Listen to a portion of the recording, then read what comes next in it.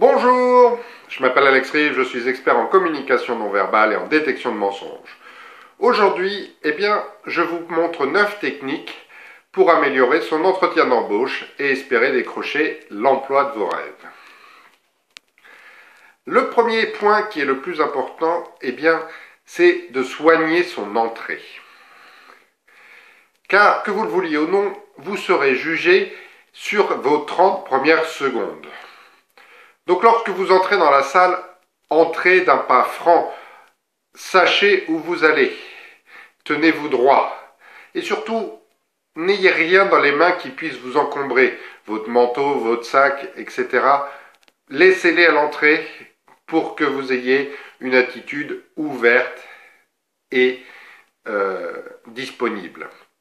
Vraiment, c'est important de soigner ces 30 premières secondes. Le deuxième point qui est aussi important, c'est lorsque vous arrivez devant les personnes qui vous interrogent, c'est de leur serrer la main fermement. Alors serrer la main, c'est tout un art pour la serrer correctement. Mais sachez qu'il faut qu'elle soit perpendiculaire au sol. Si vous présentez votre main comme ceci, cela donne une notion de supériorité.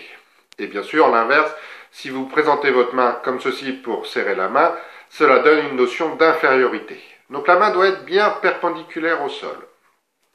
Aussi, lorsque je dis fermement, ça ne veut pas dire que ce soit un concours d'écraser le plus fort possible les doigts de la personne en face de vous. Non, c'est fermement, mais en même temps sans écraser. Donc c'est très important de bien serrer les mains des gens qui sont présentes. Le troisième point, c'est qu'il faut que vous regardiez dans les yeux des personnes qui sont en face de vous.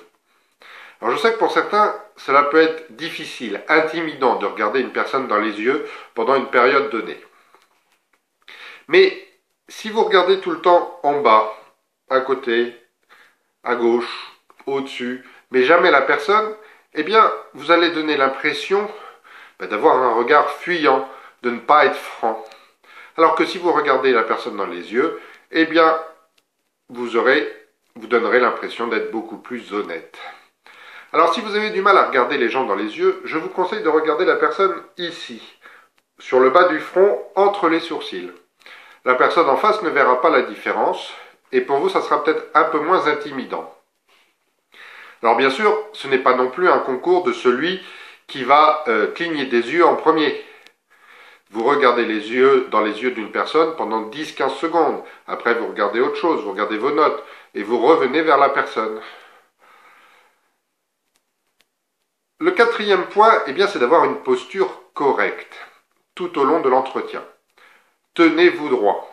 Mais surtout, ne vous appuyez pas contre le dossier de la chaise, ne vous avachissez pas.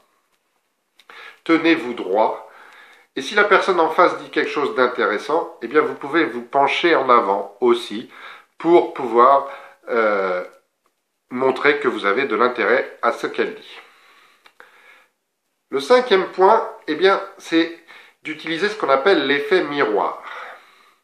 Vous pouvez copier certains gestes de la personne en face de vous. C'est un effet reconnu qu'on appelle l'effet miroir, qui est que lorsque deux personnes s'apprécient, elles font souvent les mêmes gestes en même temps. Mais attention aux gestes que vous copiez. Ne copiez que les gestes qui sont positifs. Si la personne se penche en avant, penchez-vous en avant. Mais ne copiez pas les gestes négatifs ou les tics nerveux qu'elle peut avoir. D'accord ? Le sixième point, c'est d'utiliser vos mains. Comme on l'a vu dans une vidéo précédente, avec vos mains, vous pouvez illustrer ce que vous exprimez. Vous pouvez montrer un groupe, un deuxième groupe, les rejoindre ensemble, montrer une évolution croissante, montrer le premier point, le deuxième point, le troisième point, et ainsi de suite. Vous pouvez illustrer avec vos mains ce que vous dites. Le septième point, c'est aussi le contraire. Attention à tous les gestes parasites.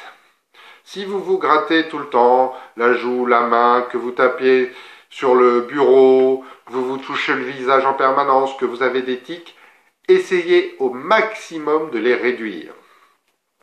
Parce que ces gestes, eh bien, sont ennuyeux et ne sont pas francs pour la personne qui est en face de vous. Donc, si vous ne savez pas quoi faire de vos mains et qu'elles n'illustrent pas un point, posez-les sur la table et essayez au maximum de limiter les gestes parasites.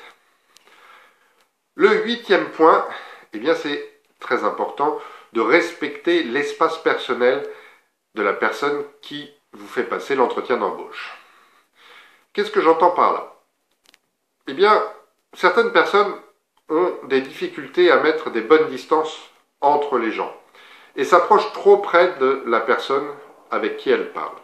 Et ces personnes sont souvent considérées comme envahissantes parce qu'elles envahissent notre espace personnel. C'est très important de respecter cet espace personnel pour que la personne en face se sente en sécurité. C'est notamment important, par exemple, lorsque vous lui tendez votre CV. Ne lui mettez pas sous le nez, mais posez-le au milieu de la table où elle peut l'attraper sans problème. Vous êtes moins menaçant en posant comme ceci au milieu de la table, s'il y a une table entre vous, ce CV que de le mettre tout près d'elle. Le 9e point, eh bien, c'est de ne pas croiser les bras, ni les jambes.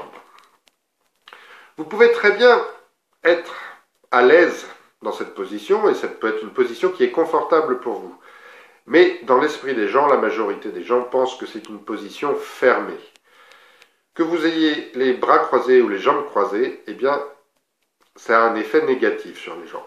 Alors, essayez le plus possible, eh bien, de ne jamais croiser vos bras ni vos jambes, de les garder ouvertes, avec les paumes vers le haut, pour montrer votre honnêteté et votre enthousiasme, votre joie de participer à cet entretien d'embauche.